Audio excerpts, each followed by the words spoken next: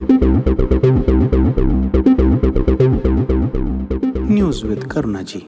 नमस्कार दोस्तों, मैं हूं करुणा गोस्वामी। इस वक्त आप लोग हैं मेरे साथ news with Karuna ji channel पर।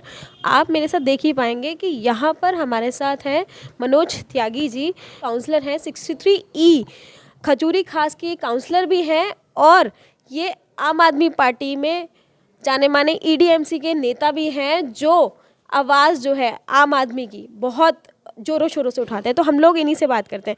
सर नमस्कार। नमस्कार।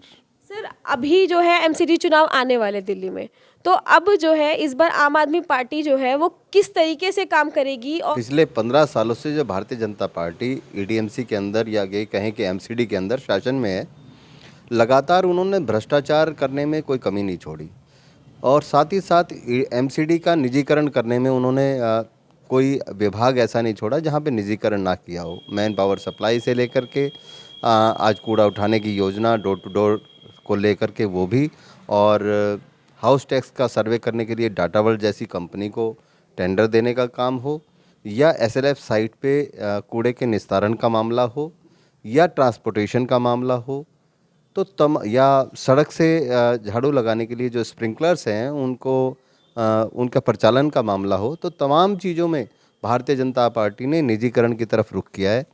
इससे एक चीज़ तो साफ होती है कि भारतीय जनता पार्टी उनकी मानसिकता निजीकरण की तरफ है। दूसरी चीज़ साफ ये होती है कि वो अपने MCD के कर्मचारियों को जो प्रोत्साहन देना चाहिए, जो विश्वास देना चाहिए, वो देने में पूरी तरीके से विफल हुए हैं। और इसके साथ ही साथ अगर मैं ये बात कहूँ कि पूर्वी दिल्ली नगर निगम की जनता का विश्वास जो उनको जीतना चाहिए था, 2012 से लेकर के आज 2022 आ गया है, इन 10 वर्षों में पूर्वी दिल्ली के लिए अच्छा काम करते, अच्छी योजनाएं लाते, कूड़े के पहाड़ों को ख़त्म करने का काम करते, जो कि पूर्वी दिल्ली के ऊपर एक कलंक की तरह है। मैं समझता हूँ तब जाकर के लोगों का विश्वास जमता। लेकिन भारतीय जनता पार्टी लगातार आम लोगों पर 2004 से लेकर के आज तक का हाउस टैक्स थोपने का काम कर रही है, लाइसेंस फीस के नाम पे मनमानी उगाही करने का काम कर रही है।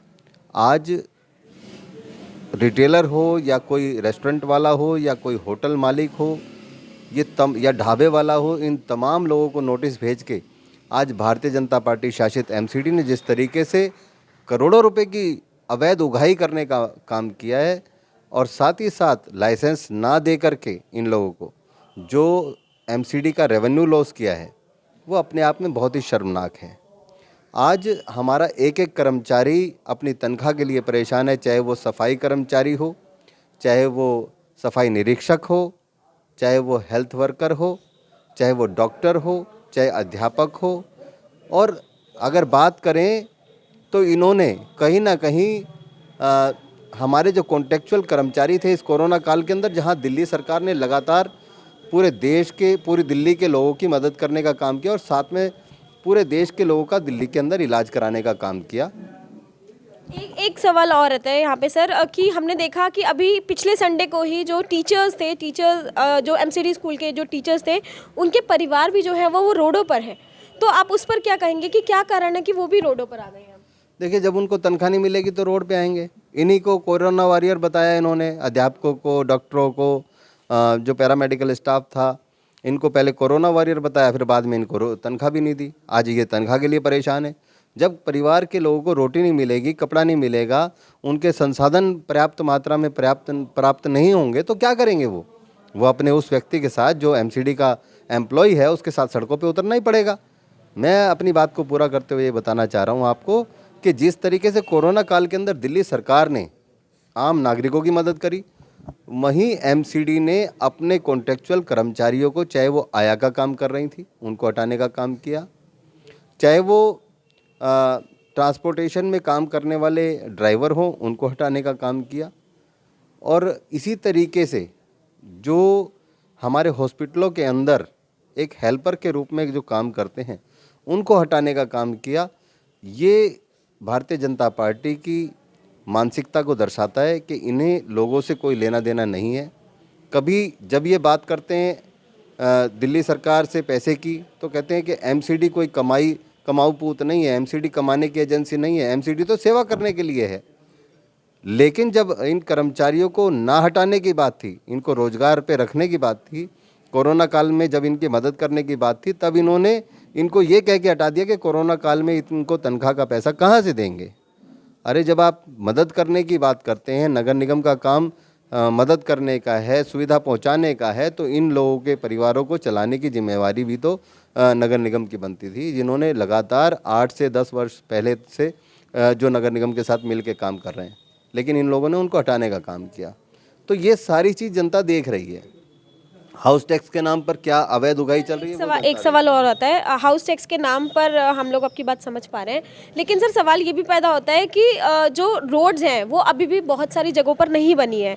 तो अगर आपसे पूछा जाए कि अब अगर आप लोगों की पार्टी जो है पुरजोर पे आती है, मतलब एमसीडी चुनाव के बाद, तो आप किस तरीके से जो है लोगों की ये सॉल्यूशंस निकालेंगे, और थोड़ा पानी पर भी अपना सर दृष्टि डालिएगा।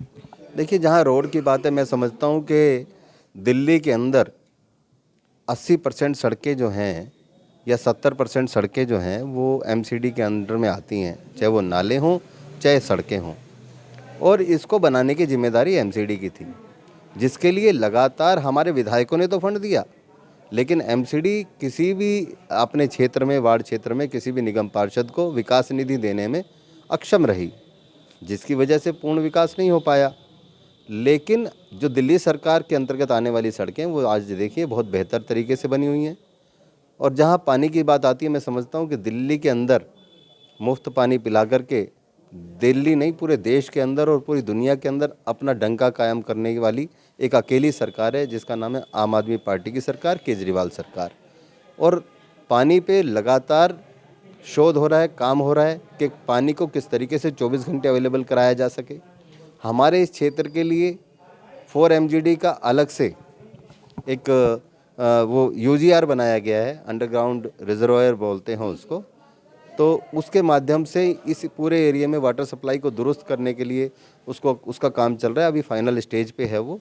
उसके बाद मैं समझता हूँ कि करावल नगर की किसी एक गली या मुस्ताफाबाद की किसी एक कोने में पानी ना पहुँचे, ऐसा हो नहीं सकता। और पानी भी बिना मोटर के, बिना किसी पावर सप्लाई लगाने के आपके तीसरी चौथी मंजिल पे पानी जाएगा। अच्छा, एक सवाल और, क्योंकि अभी चुनाव की बात है, तो अभी उत्तराखंड में भी जो है चुनाव जो है वो घोषित हो चुके हैं। तो अभी आम आदमी पार्टी ने जितने भी प्रत्याशी घोषित किए वो ऑलमोस्ट जो है वो हाईली एजुकेटेड है।